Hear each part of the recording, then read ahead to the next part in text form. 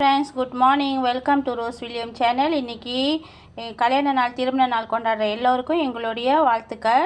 God bless you, praise a Lord. வாங்க இன்றைக்கி சமையலை பார்க்கலாம். இன்றைக்கி என்ன சமையல்னா, இந்த கடலையை போட்டு நிலக்கடலைன்னு சொல்லுவாங்களா, இந்த நிலக்கடலையை போட்டு ஒரு கறி ஆக்க போகிறோம், குழம்பு ஆக்க போகிறோம். வாங்க பார்க்கலாம் எப்படி செய்கிறேன்னு. பாருங்கங்க, இங்கே வந்து என்ன போட்டிருக்கேன்னா, வெந்தயம் போட்டிருக்கேன், கடுகு தாளிப்பு போட்டிருக்கேன், கொஞ்சம் உப்பு போட்டிருக்கேங்க, கல் உப்பு போட்டிருக்கேங்க.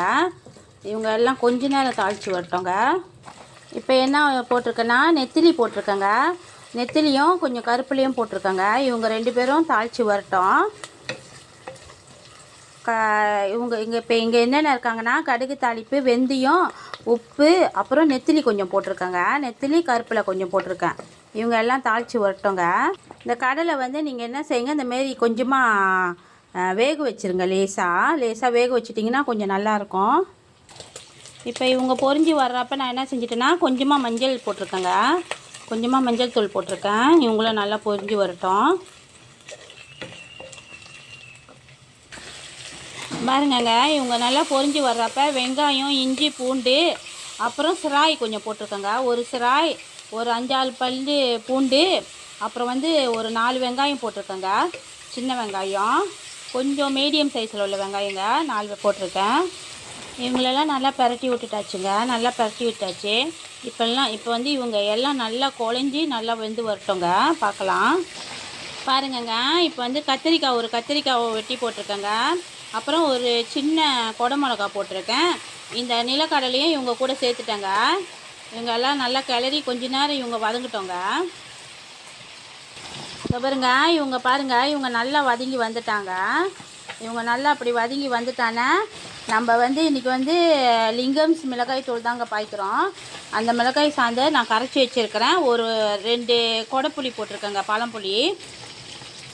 இவங்க எல்லாத்தையும் இவங்களை ஆட் பண்ணிடலாம்.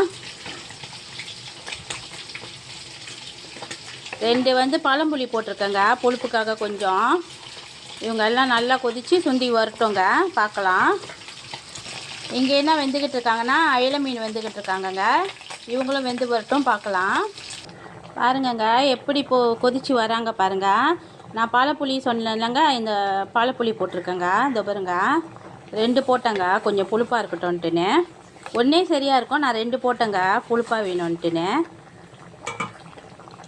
இங்கே பாருங்கள், தேங்காய் பூவு, கொஞ்சம் சோம்பு, கொஞ்சம் ஜீரகம் போட்டிருக்கேங்க. இவங்க எல்லாத்தையும் நல்லா பாலாக கட்டி அரைச்சி எடுத்துக்கலாம். பாருங்கங்க, இவங்க நல்லா எண்ணெய் தெளித்து எண்ணெய் தொளிச்சு நல்லா வந்திருக்காங்க. ரொம்ப கெட்டியாக வந்திருக்காங்க. இப்போ இவங்க கூட நம்ம அரைச்சி வச்சுருக்கிற இந்த தேங்காய் பால் இருக்குல்ல, இவங்களை ஆட் பண்ணிடலாங்க. பால் ஆட் பண்ணானே நீங்கள் என்ன செய்யுங்க, அடுப்பு அடைச்சிருங்க. பால் ஆட் பண்ணானே, ஏன்னா இவங்க மண்பானையில் அப்போ அவங்க வெந்துக்கிட்டே இருப்பாங்க. அதே நீங்கள் நார்மல் பானையில் ஆக்குனீங்கன்னா கொஞ்சம் சைட்டெல்லாம் அப்படியே கொதி வரும்ல, அந்த மாதிரி அந்த கொதி வர்றப்ப நீங்கள் அடுப்பை அடைச்சிருங்க.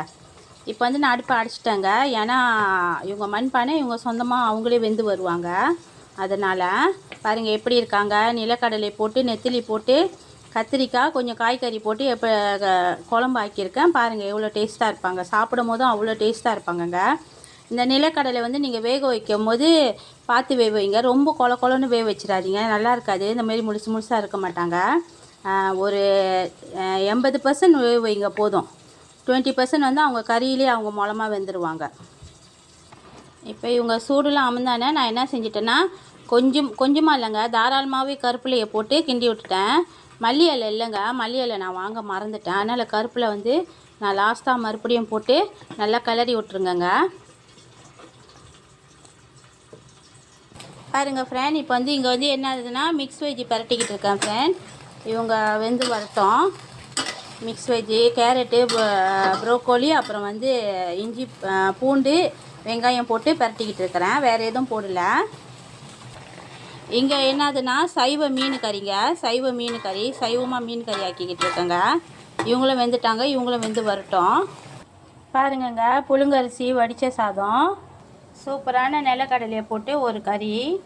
இங்கே ஃபிஷ் ஃபோலு, அப்புறம் மிக்ஸ் வெஜ்ஜெலாம் போட்டு ஒரு வறுவல், ஒரு பெரட்டல். இங்கே பாருங்கங்க, அயில மீனும் சால்மன் ஃபிஷ்ஷும் ஒரு பொரியலுங்க.